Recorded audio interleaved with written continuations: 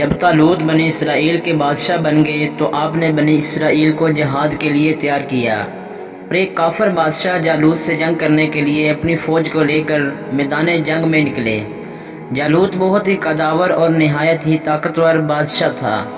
وہ اپنے سر پر لوہے کی جو ٹوپی پہنتا تھا اس کا وزن 300 رطل تھا۔ جب دونوں فوجیں میدان جنگ میں لڑائی کے صف آرائی کر چکیں تو حضرت طالوت نے اپنے لشکر میں یہ اعلان فرما دیا کہ جو شخص جالوت کو قتل کرے گا میں اپنی شہزادی کا نکاح اس کے ساتھ کروں گا اور اپنی آدھی سلطنت بھی اس کو عطا کر دوں گا۔ یہ فرمان شاہی سن کر حضرت داؤد علیہ السلام آگے بڑھے، جو ابھی بہت ہی کامسن اور بیمار تھے، اور غربت و مفلسی کا یہ عالم تھا کہ بکریاں چرا کر اس کی اجرت سے گزر بسر کرتے تھے۔ روایت ہے کہ جب حضرت داؤد علیہ السلام گھر سے جہاد کے لیے روانہ ہوئے تھے تو راستے میں ایک پتھر یہ بولا کہ اے حضرت داؤد علیہ السلام مجھے اٹھا لیجئے کیونکہ میں حضرت موسیٰ علیہ السلام کا پتھر ہوں۔ پھر دوسرے پتھر نے آپ کو پکارا کہ اے حضرت داؤد علیہ السلام مجھے اٹھا لیجئے کیونکہ میں حضرت ہارون علیہ السلام کا پتھر ہوں۔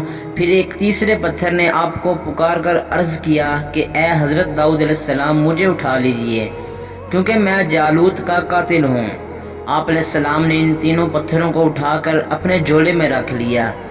جب جنگ شروع ہوئی تو حضرت داؤد علیہ السلام اپنی گھوبن لے کر صفوں سے آگے بڑھے، اور جب جالوت پر آپ کی نظر پڑی تو آپ نے ان تینوں پتھروں کو جھولے میں رکھ کر اور بسم اللہ پڑھ کر جھولے سے تینوں پتھروں کو جالوت کے اوپر پھینکا، اور یہ تینوں پتھر جا کر جالوت کی ناک اور کھوپڑی پر لگے اور اس کے بیجے کو پاش پاش کر کے سر کے پیچھے سے نکل کر 30 جالوتیوں کو لگے اور سب کے سب مر گئے۔ پھر حضرت داؤد علیہ السلام نے جالوت کی لاش کو گھسیٹتے ہوئے لا کر اپنے بادشاہ حضرت طالوت کے قدموں میں ڈال دیا۔ اس پر حضرت طالوت اور بنی اسرائیل بے حد خوش ہوئے۔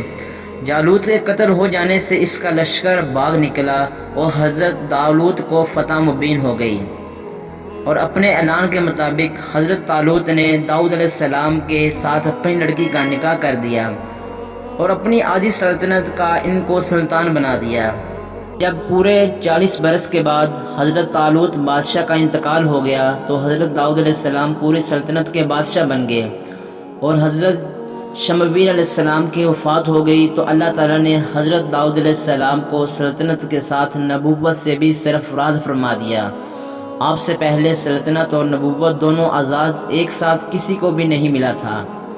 آپ پہلے شخص ہیں کہ ان دونوں عہدوں پر فائز ہو کر 70 برس تک سلطنت اور نبوت دونوں منصوبے کو فروغ دیتے رہے، اور پھر آپ کے بعد آپ کا فرزند حضرت سلیمان علیہ السلام کو بھی اللہ تعالیٰ نے سلطنت اور نبوت دونوں مرتبوں سے سرفراز فرمایا۔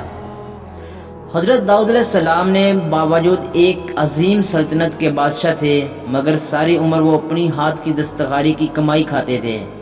اللہ تعالیٰ نے آپ کو یہ معجزہ عطا فرمایا تھا کہ آپ لوہے کو ہاتھ میں لیتے تو وہ موم کی طرح ہو جایا کرتا تھا، اور آپ اس سے زریں بنا کر بیچا کرتے تھے، اور اللہ تعالیٰ نے آپ کو پرندوں کی بھی بولی سکھا دی تھی۔ امید کرتا ہوں دوستوں آپ کو آج کی یہ ویڈیو اچھی لگی ہوگی۔ ویڈیو کو لائک کریں، شیئر کریں اور میرے یوٹیوب چینل کو سبسکرائب کر لیں۔ جزاک اللہ خیرہ۔